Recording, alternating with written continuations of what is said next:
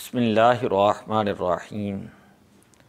لن ینال اللہ لحومها ولا دماؤها ولکن ینالہ التقوی منکم۔ اللہ تبارک و تعالیٰ نے ارشاد فرمایا کہ اللہ کی بارگاہ میں نہ قربانیوں کا خون پہنچتا ہے نہ قربانیوں کا گوشت پہنچتا ہے۔ اللہ تعالیٰ کی بارگاہ میں دلوں کا تقوی اور طہارت اور پاکیزگی جو ہے اور اخلاص اور نیت جو ہے وہ اللہ تعالیٰ کی بارگاہ میں پہنچتی ہے۔ اس آیہ مبارکہ کا شان نزول یہ ہے کہ جو کفار مکہ تھے وہ اپنی قربانیوں کے خون سے کعبۃ اللہ کی عمارت جو ہے اس کو آلودہ کیا کرتے تھے، اور قربانیوں کا خون کعبے کی دیواروں کے ساتھ لگانے کے بعد ان کی نیت یہ ہوتی کہ اس سے اللہ تعالیٰ کا ہمیں تقرب ملتا ہے، اللہ کا قرب حاصل ہوتا ہے۔ تو اللہ تبارک و تعالیٰ نے فرمایا کہ اللہ کی بارگاہ میں نہ تو یہ خون پہنچتا ہے نہ ہی ان قربانیوں کا گوشت پہنچتا ہے، اللہ کی بارگاہ میں تمہارے دلوں کا جو تقوی اور طہارت اور پرہیزگاری ہے وہ پہنچتی ہے۔ انسان کے اعمال میں سے سب سے بھاری چیز جو ہے وہ اخلاص ہوتا ہے۔ جب انسان اخلاص کے ساتھ عمل کرتا ہے تو وہ بندہ اللہ تبارک و تعالیٰ کو بڑا محبوب ہوتا ہے۔ حضرت ابو ہریرہ رضی اللہ تعالیٰ عنہ سے مروی ہے، فرماتے ہیں حضور علیہ الصلاۃ والسلام نے ارشاد فرمایا ان اللہ تعالی لا ينظر الی صورکم ولا الی اموالکم، کہ بے شک اللہ تعالیٰ نہ تمہارے چہروں کو دیکھتا ہے نہ تمہارے مالوں کو دیکھتا ہے، ولیکن ینظر الی قلوبکم، اللہ تبارک و تعالیٰ تو وہ تمہارے دلوں کو دیکھتا ہے۔ اگر انسان کی نیت صاف ہو، نیت کے اندر اخلاص ہوں، تو اللہ تبارک و تعالیٰ اس کو کتنا ثواب دیتا ہے۔ بنی اسرائیل کا ایک شخص جا رہا تھا، اس نے ایک ریت کے پہاڑ کو دیکھ کر نیت کی کہ اگر میرے پاس اس ریت کے پہاڑ جتنا غلہ ہوتا تو وہ میں اللہ کی راہ کے اندر صدقہ کرتا۔ تو اسی وقت اللہ تعالیٰ کی طرف سے حکم ہوا کہ فرشتوں اس کے نامہ اعمال کے اندر ریت کے پہاڑ کے ذرات کے برابر جو ہے گندم صدقہ کرنے کا ثواب لکھ دو۔ راحت القلوب یا قوت القلوب کے اندر بھی یہ روایت موجود ہے۔ نبی اکرم صلی اللہ علیہ وسلم سے ایک شخص نے عرض کی یا رسول اللہ صلی اللہ علیہ وسلم مل ایمان، ایمان کسے کہتے ہیں؟ حضور علیہ الصلاۃ والسلام نے فرمایا الاخلاص، ایمان جو ہے وہ اخلاص کا نام ہے، اخلاص کو جو ہے وہ ایمان کہا جاتا ہے۔ الترغیب و ترہیب کے اندر یہ روایت موجود ہے۔ حضرت معاذ ابن جبل رضی اللہ تعالیٰ عنہ کو نبی اکرم صلی اللہ علیہ وسلم جب یمن کا قاضی بنا کر آپ بھیج رہے تھے تو اس وقت حضرت معاذ ابن جبل رضی اللہ تعالیٰ عنہ عرض کرتے ہیں یا رسول اللہ صلی اللہ علیہ وسلم آپ مجھے جو ہے کوئی نصیحت فرمائیں۔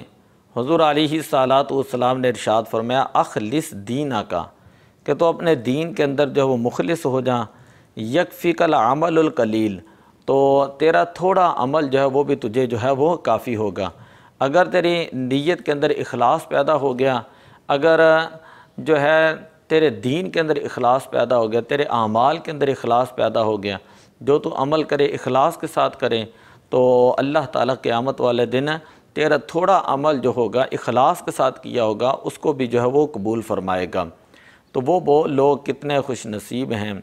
جو نماز پڑھتے ہیں تو اخلاص کے ساتھ، روزہ رکھتے ہیں تو اخلاص کے ساتھ، زکوٰۃ ادا کرتے ہیں تو اخلاص کے ساتھ، قربانیاں کرتے ہیں تو اخلاص کے ساتھ، حج اور عمرہ کرتے ہیں تو اخلاص کے ساتھ، غرباء کی خدمت اور کرتے ہیں تو وہ بھی اخلاص کے ساتھ، یعنی ان کا اٹھنا بیٹھنا چلنا پھرنا سونا جاگنا وہ تمام کا تمام جو ہے وہ اچھی نیتوں کے ساتھ ہوتا ہے، کسی کے ساتھ ملنا ملانا۔ حدیث پاک کے اندر آتا ہے نبی اکرم صلی اللہ علیہ وسلم نے ارشاد فرمایا، حضرت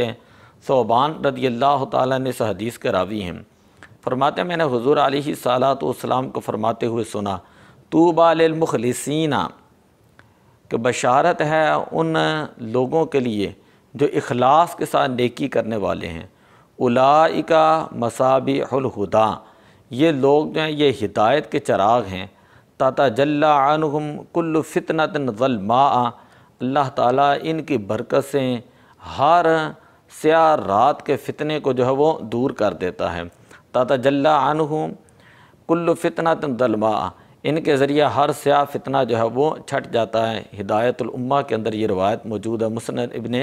ابی شیبہ کے اندر جو ہے یہ روایت موجود ہے، الترغیب و ترہیب کے اندر جو ہے یہ روایت موجود ہے۔ حضرت ابو ہریرہ رضی اللہ تعالیٰ عنہ بیان کرتے ہیں، حضور علیہ الصلوۃ والسلام نے ارشاد فرمایا، ان العبد اذا سر فی العلانیۃ فاحسن، کہ جب کوئی شخص جو ہے وہ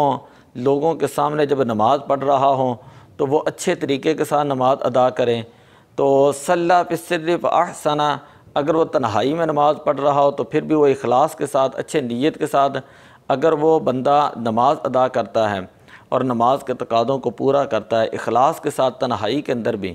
اپنی نماز کو درست کرتا ہے، تو اللہ تعالیٰ فرماتا ہے ھذا عبدی حقا، یہ میرا سچا بندہ ہے، یہ میرا سچا بندہ ہے۔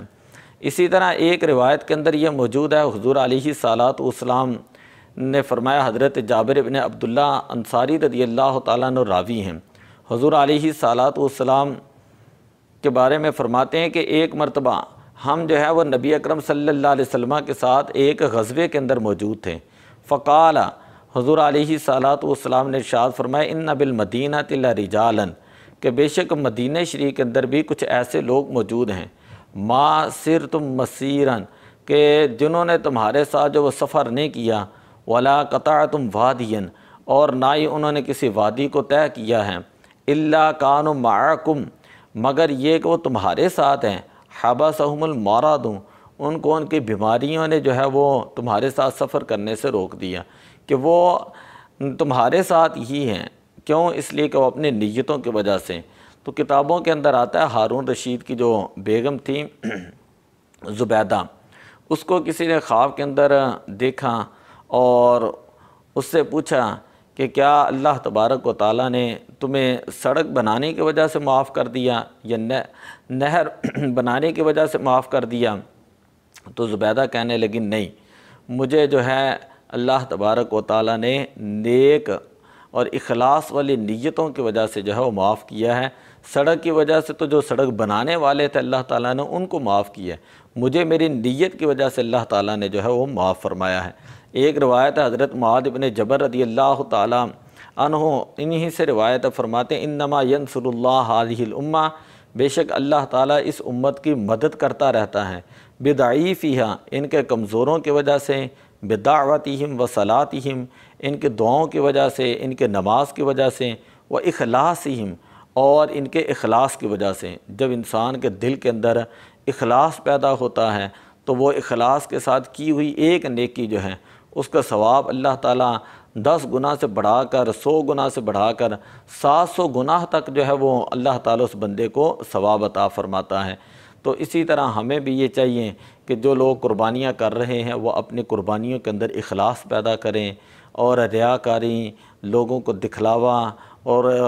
دنیا کی جو ہے وہ شہرت اور عزت جو ہے اس کے لیے قربانی نہ کریں۔ یقیناً شیطان انسان کا کھلا دشمن ہے، وہ چاہتا یہ ہے کہ انسان کے اعمال ضائع ہوں اور کسی نہ کسی طریقے سے اس کی قربانی ضائع ہوں۔ تو یہ شیطان کا اگر وسوسہ ذہن کے اندر آئے بھی شہرت کا، عزت کا، ریاکاری کا، خود پسندی کا، تو اسی وقت جو ہے وہ اللہ تعالیٰ کی بارگاہ میں توبہ کریں اور اپنی نیتوں کو کے اندر اخلاص پیدا کریں، اللہ کے رضا کے لیے قربانی کریں۔ تو اللہ تبارک و تعالیٰ کی بارگاہ میں دعا ہے کہ اللہ تعالیٰ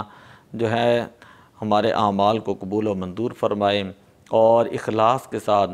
دین متین کی خدمت کی توفیق عطا فرمائے۔ الصلاۃ والسلام علیک یا رسول اللہ وعلی آلک واصحابک یا حبیب اللہ۔